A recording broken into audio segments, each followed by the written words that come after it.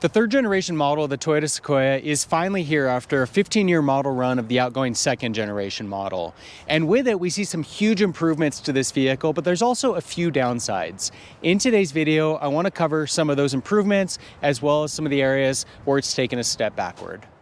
Exterior styling is certainly subjective, but I think Toyota's taken a nice direction with this new third generation model, the Sequoia. It certainly has a much more modern and upscale appearance to it with some really nice elegant lines that give it a pretty athletic stance. I also think it has a pretty nice balance of still having a truck appearance to it where it's kind of muscular and kind of bold looking, and just again kind of offers a really nice balance between the two. This specific Sequoia is the blueprint color, and it's the top-end capstone trim configuration. So price-wise, it's pretty similar to the TRD Pro model, and while the TRD Pro is kind of more bold in your face and has a little bit more off-road capability, this capstone model is intended to have kind of more of a high-end luxury appearance to it. The Sequoia is available in 5 different trim configurations, and so there's a trim to kind of appeal to various design preferences and, of course, price brackets as well. One thing that's kind of nice about the Sequoia is that the front fascia is a little bit less polarizing than what we see on the all-new Tundra, which has a larger grille and is certainly much more bold. In some ways, now that the Tundra's been around for a while, I kind of like that look more. But I think in general, this being a little bit more toned down is appealing to a wider demographic. We see some big changes with the powertrain on the all-new Sequoia. The outgoing second generation model had a 5.7 liter naturally aspirated V8 offering 381 horsepower and 401 pound-feet of torque, and paired to a 6-speed automatic transmission. These new Sequoias have a 3.4 liter twin turbo 6-cylinder hybrid powertrain with 437 horsepower, 583 pound-feet of torque, and it's paired to a 10-speed automatic transmission. So you're getting more horsepower, more torque, and with that 10-speed automatic, it's also much more refined. In addition, the new model is quicker to 60 miles an hour. You're looking at 7 seconds on the second generation, 6 seconds on this. Tow capacity has improved from a max of 7,400 to 9,520, and then fuel efficiency also sees a nice increase. A 4-wheel drive model of the outgoing second generation would have been rated at 13 miles per gallon in the city and 17 miles per gallon on the highway, while this new model is rated at 19 miles per gallon in the city and 22 miles per gallon on the highway. So we're getting more horsepower, more torque, it's quicker, it's got a higher tow capacity, it's more refined, and it's also more fuel efficient.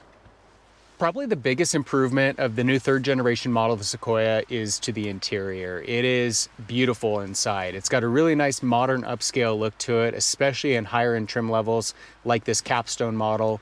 We see a nice improvement to the quality of materials, a lot more luxury and tech features, and while the outgoing second generation Sequoia really lagged the class in terms of the interior cabin environment, the new third generation model, in my opinion, is really one of the segment leaders. In terms of off-road capability, the new Sequoia takes a few steps back and also a few leaps forward. Unfortunately, the front approach angle is not as good as the outgoing model, which means when you're going from flat ground to a steep incline or a steep drop to flat ground, you're going to be more likely to scrape that front end on the ground. Ground clearance is also decreased from 10 inches on the second generation model to 8.6 inches on most Sequoias and 9.1 on the TRD Pro model. We also see the turning radius increase from 38.1 feet on the outgoing model to 44.5 feet on the new model. So that's going to affect its ability to navigate tight trail situations as well as tight urban situations. Fortunately, we do see some nice improvements to the new Sequoia, specifically on models equipped with either the TRD Off-Road package or in the TRD Pro trim. Those models are equipped with Toyota's multi-terrain select system, giving you 4 different traction modes for both 4 low and 4 high. It's going to give it better traction in those various terrain situations. We also get hill descent control, crawl control, and most importantly, an electronic locking rear differential. The biggest disappointments of the all-new third generation model, the Sequoia, are pretty well focused right here at the rear end of the vehicle. The first one is that sadly, the Sequoia loses its iconic roll down rear window, which is really one of the trademark features of both the first and second generation models of the Sequoia. We do still have a button here with a piece of flip up glass. So you've got some of the same functionality to get things in and out when the vehicle's parked, but you're probably not going to drive with this open. And so you're not getting that cooling effect. It's also not as cool, and your furry friends are going to miss that as well. Now, if we open up the rear cargo area, you'll see the other major disappointment here, and that is that because the new third generation of the Sequoia has a solid rear axle, unlike the independent rear suspension that we had on the second generation model and that you pretty much see throughout the segment, we lose a lot of space back here because that axle is basically pushing up into the cabin. The effect is that you're losing 1.6 inches of legroom in the third row seat when compared with that second generation model. We get the same headroom, but to make that possible, Toyota's basically flattened the seats, so they're much less comfortable. You're getting a lot less thigh support. And then when these seats are folded down, cargo space decreases dramatically when compared with that second generation model, which had 120 cubic feet. This new model only has 87 cubic feet. So that's a pretty significant drop. And that means you only have 3 cubic feet more than what you would get in a Toyota Highlander with its third row seats folded down. So kind of a disappointment. These seats are currently slid all the way back, and you can see that we've got very limited space here. They do slide forward to increase that space somewhat, and so that is nice. The problem with that, though, is that then the legroom is pretty much unbearable in the back seat for full-grown adults. So if you've got small children, that would probably work to have those slid forward and you've got more space here, but otherwise definitely not ideal. And then the other thing that's a disappointment is if we fold down these rear seats, again, because of that solid rear axle, these seats don't fold down flat into the floor. And so that's largely where you're losing a lot of that cargo space, is that not only is this raised up here, but these seats are not folding down into the floor. And so you're definitely losing some of that functionality when it comes to sliding large items into the back of the Sequoia. Unfortunately, we see a pretty significant price increase going from the second generation Sequoia to the new third generation model.